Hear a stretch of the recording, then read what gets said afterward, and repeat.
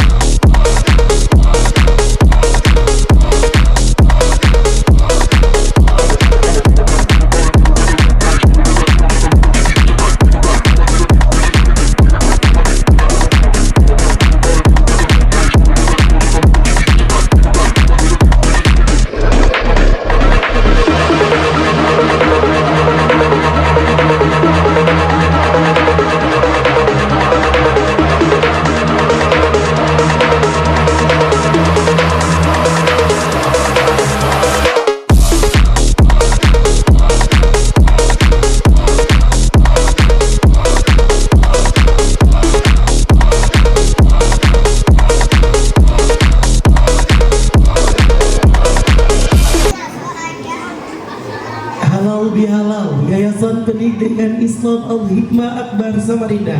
Ada tausiah yang akan disampaikan oleh Kepala Satuan Pendidikan SD Islam Al-Hikmah Samarinda kepada Bapak Ustaz Susanto MPD. Fa'alihi falyatafaddal mashkur. Sudah belum? Kalau sudah, kita masuk kelas. Siap masuk kelas? Baik. Ikut-ikutan ketua yayasan. Ubur-ubur ikan lele. Iya. Apa itu? Ubur-ubur ikan lele. Yang dengerin samanya Pak Sus dapat angpole.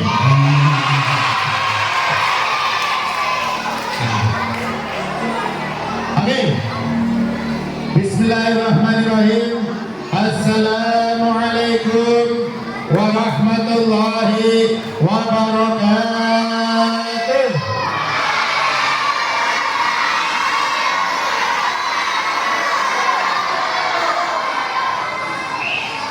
Bismillah.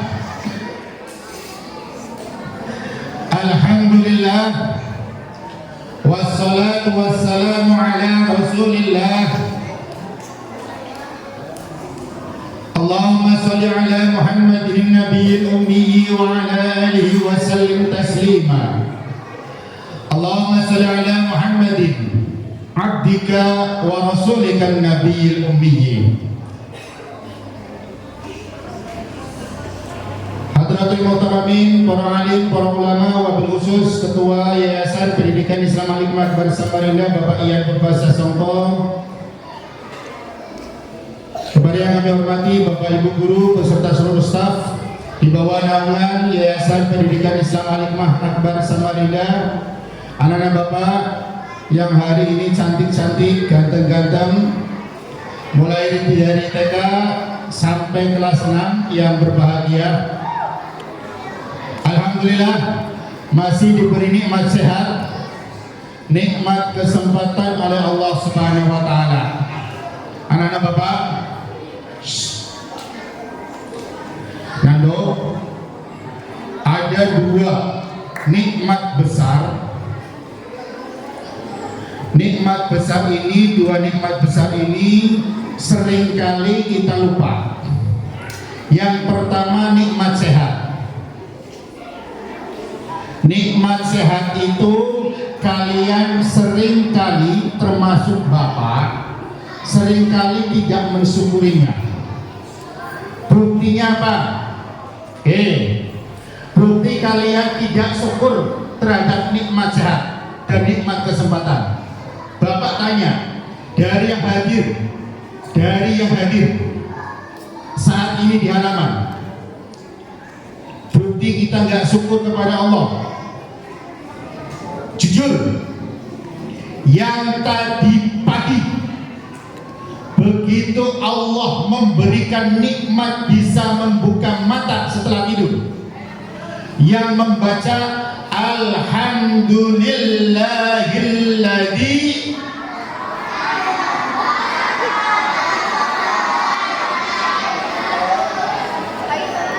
berapa orang?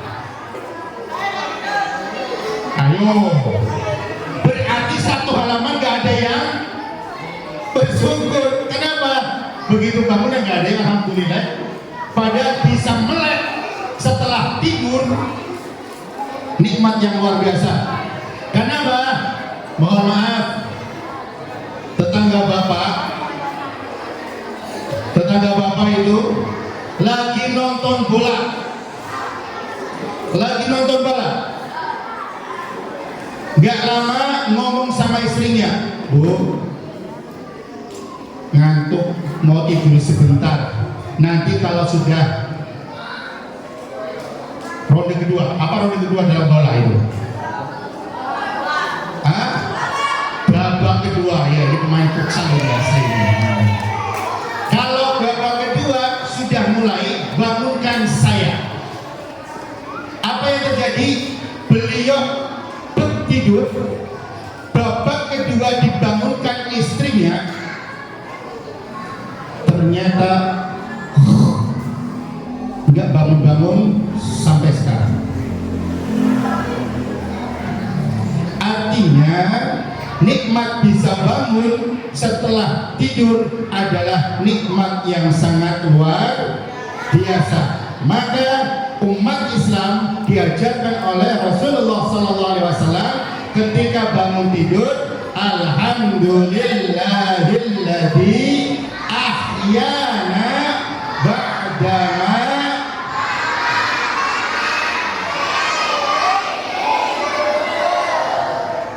Pertama itu ya, mulai besok kalau umurnya masih panjang baca, karena sudah dihidupkan setelah.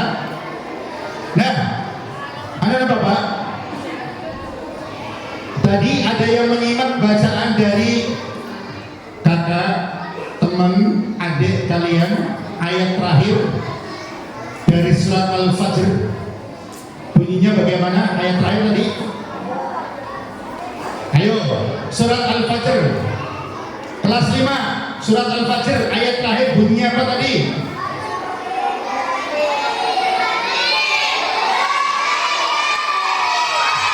Alfa sendirian, Alfa. Apa Alfa? Alfa, tadi bunyinya apa? Hah? Al-Yati. Nah, apa Pak? What? Huli jannati, dan masuklah ke dalam surga, kata Allah. Baik, pengen masuk surga gak? Kalau pengen jadi penduduk surga, minimal punya ciri-cirinya. Kira-kira anak bapak dan kita semua termasuk Pasus punya ciri itu enggak? Karena kalau sudah punya ciri-ciri, dalam pelajaran bahasa Indonesia ada yang namanya deskripsikanlah. Kalau sudah bisa mendeskripsikan, walaupun tidak kelihatan wujudnya, akan tahu. Oh, ini yang dimaksud ini. Kenapa? Ada deskripsinya. Sekarang, kalau anak bapak tidak ada ciri-ciri ini, jangan harap engkau akan masuk ke dalam surga. Oke. Pertama, ciri yang pertama, insya Allah ciri ini dari mulai tanggal 1 Syawal sampai tanggal 7 ada semua. Tapi lewat tanggal 7 Syawal, innalillahi kayaknya.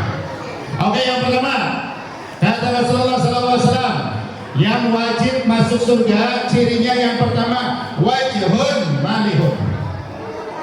Apa Pak Batur? Artinya? wajahnya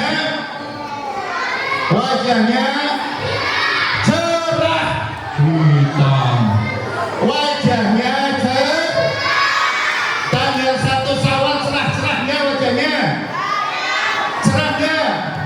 Alhamdulillah sebentar lagi mau dapat jabu-jabu. Wah, sampai ada yang rela nggak tidur supaya dapat jabu, ada yang jalan dari Makupala sampai ke Jepang, jembatan Mahakam sana. Berapa itu dari Bimo, ya kan? Jalan-jalan sampai kemana Pak? Sampai kemana? Sampai ke Botan jalan kaki. Wah, demi apa? Pak, sedekah apa? Ya, ciri yang pertama, nah Bapak, pengen dipunyai ciri yang pertama menjadi penduduk surga. Penduduk surga wajahnya cerah-cerah. Kalau ada anak bapak, ada Pak Sus, ada Bapak Ibu guru, mukanya tidak cerah, berarti bukan penduduk surga.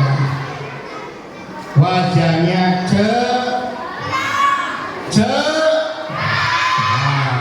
selain wajahnya cerah, itu kalau wajahnya cerah kan enak dipandang. Walaupun mohon maaf kata si itu enak dipandang, maka jangan mau kalian punya wajah putih. Putih betul. Mau nggak? Jangan ya. Nah, beruntunglah orang Indonesia. Kalian punya wajah tidak putih, tidak hitam, tengah-tengah. Kalau kalian punya wajah putih bahaya. Ya. Kalian. Nah, besok pamitan sama mamanya, wajahnya cerah. Bangun tidur ya, mandi, sholat subuh, bersiap. Nomor 2. Oke. Nomor 2. Oke, 50 menit lagi. 50 menit lagi. Oke, nomor 2 Nana Bapak, ciri penduduk surga. Lisanun fasih. Omongannya, ucapannya baik-baik. Nggak ada penduduk surga ngomongnya seperti nggak ada. Penduduk surga ciri yang kedua, bisa jangan manggil temannya dengan julukan yang menyakiti hati. Atau mohon maaf, ada yang sangkatan dengan Bapak Ibu, yang sangkatan dengan Muhammad Rizki. Muhammad Rizki di sebelahnya Mama Midan. Panggilannya apa? Oh, sama sangkatan lagi sama Bu Nisa. Namanya panggilannya apa? Keker. Apa keker? Keker. Jadi waktu SD, Pak Iman saya manggil Rizky. Rizky ini masih lurus pandangan matanya. Ada teman-teman yang manggil keker. Jadi ingat ya itu, jangan lisan kalian membawa doa yang jelek, gunakan yang baik. Dan nanti di rumah kalian buka surat Al-Hujurat. Nah, ada suara yang paling jelek. Suara yang paling jelek itu siapa? Suaranya siapa? Suara siapa? Keledai. Kenapa kok suara keledai paling jelek? Mohon maaf sekali lagi. Keledai itu adalah sebodoh-bodohnya hewan. Dalam Al-Quran disebutkan la sautul. Nggak ada yang hafal. Oke, sejelek-jelek suara adalah suara keledai. Kenapa?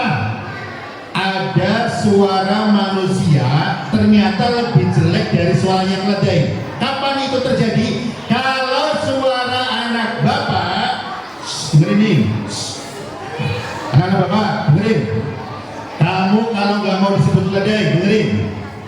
Di situ disampaikan di surat Al-Hujurat, kalau kamu tidak mau disamakan dengan keledai, jangan sampai dikatakan sama seperti keledai, maka suara kalian tidak boleh lebih keras dari suaranya orang tua.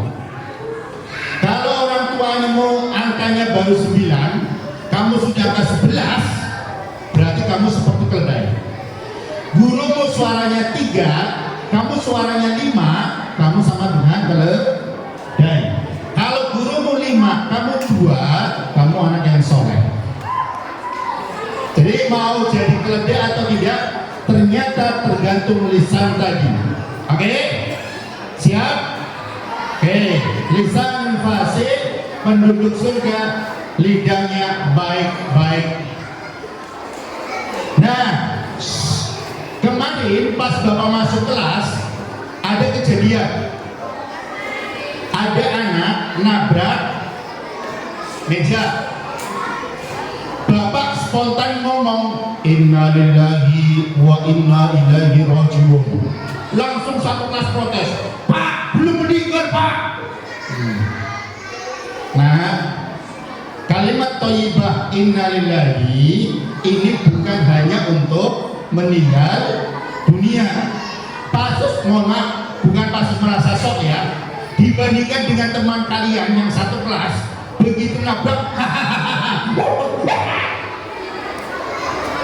lebih bagus mana dengan innalillahi dengan buhuah tadi?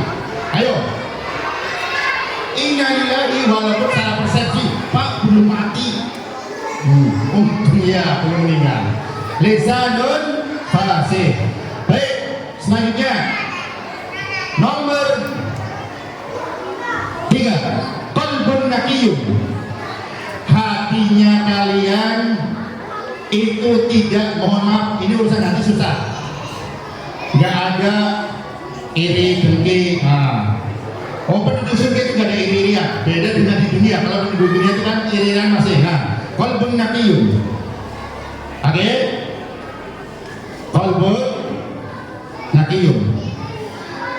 Oke, kembali mohon maaf, tadi kelupaan. Lisan fasih. Nah, lisan fasih, ucapan yang baik ini sekarang mungkin perlu penambahan.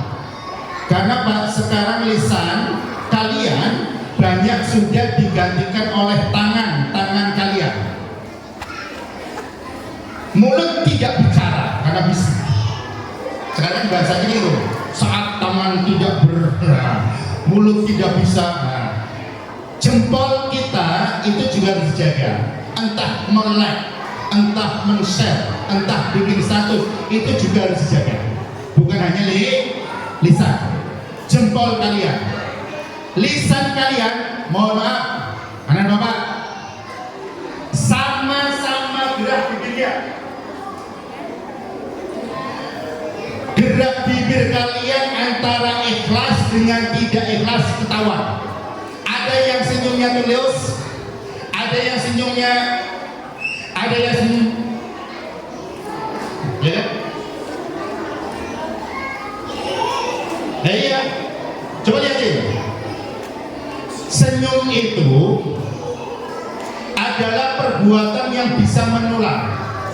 Ketika kamu senyum, maka lawanmu juga akan senyum. Senyummu sinis, lawanmu juga akan sinis. Senyummu tulus, lawanmu juga tulus. Maka ketika lisan fasih, ucapan, gerak bibir dan jempol kita. Oke, kembali ke naqiyun ya. Jadi hati kita, ini urusan hati, Bapak nggak bisa menggambarkan. Kemudian lisan fasih lagi dengan qalbun naqiyun ini akan terkombinasi ketika lebaran. Mohon maaf, sejak tanggal 1 sampai tanggal 7 Syawal, ada yang merasa paling benar nggak? Ada yang merasa paling benar? Baru ketemu, mohon maaf lahir batin, mohon maaf lahir batin, padahal nggak pernah ngobrol. Ya, artinya qalbun dengan lisan pada saat hari raya sampai hari ketupat kumpul jadi satu. Oke, terakhir, ciri penduduk surga itu loman.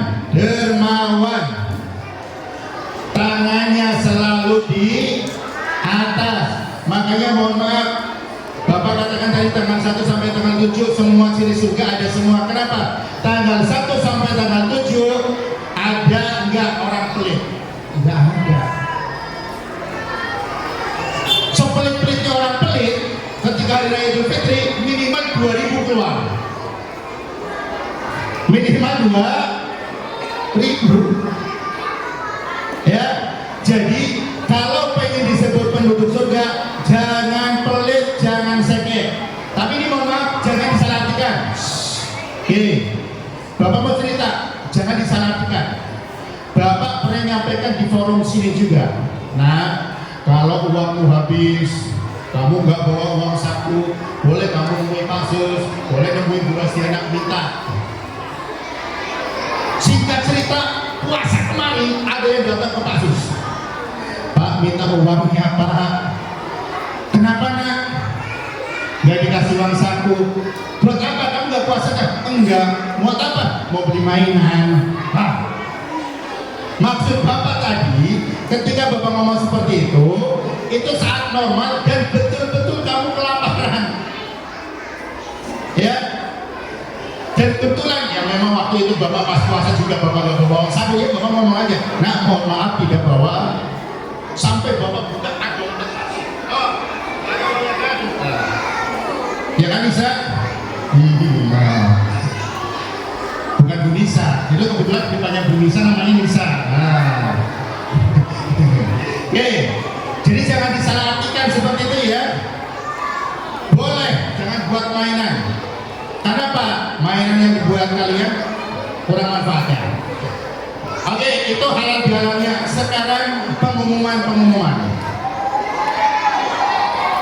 Satu, anak Bapak nanti yang TK mungkin pengumuman tersendiri.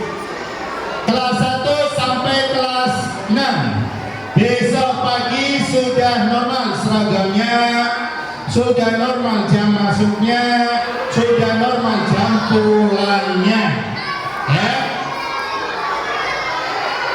Mulai besok pagi normal segalanya.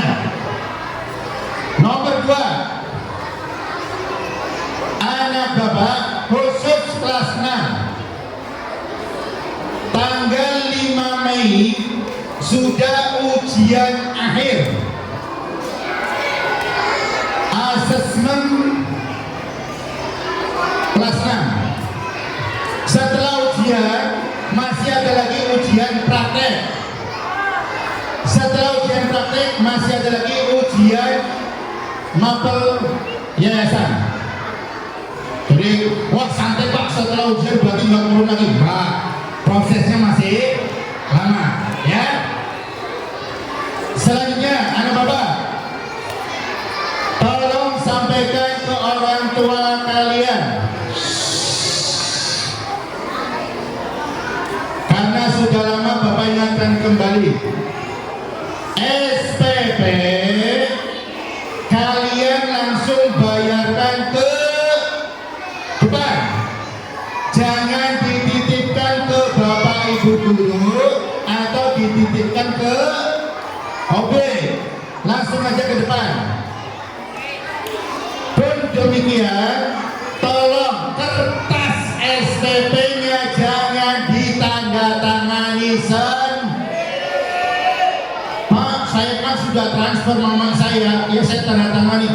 Jangan, yang tanda tangan Ibu Selvi, Ibu Rizka.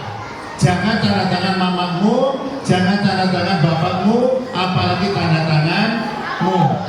Ya, bisa dipahami? Bisa ya? Yang terakhir, anak-anak Bapak, Bapak secara pribadi mohon ampun maaf atas segala kesalahan Bapak, kehilapan Bapak. Mohon maaf tidak bisa, seharusnya Bapak datangi tempat kalian satu persatu minta maaf. Tetapi karena keterbatasan waktu Bapak, maka mohon maaf belum bisa. Maka Bapak hanya di grup atau Bapak japri via WA. Hari ini secara resmi Bapak mohon ampun maaf kepada kalian semua. Pun demikian, apabila kalian ada salah ampuni, aku Bapak maafkan. Itu saja, terima kasih. Ila liqa, wallahu muwaffiq ila aqwamit thariq. Assalamualaikum warahmatullahi wabarakatuh.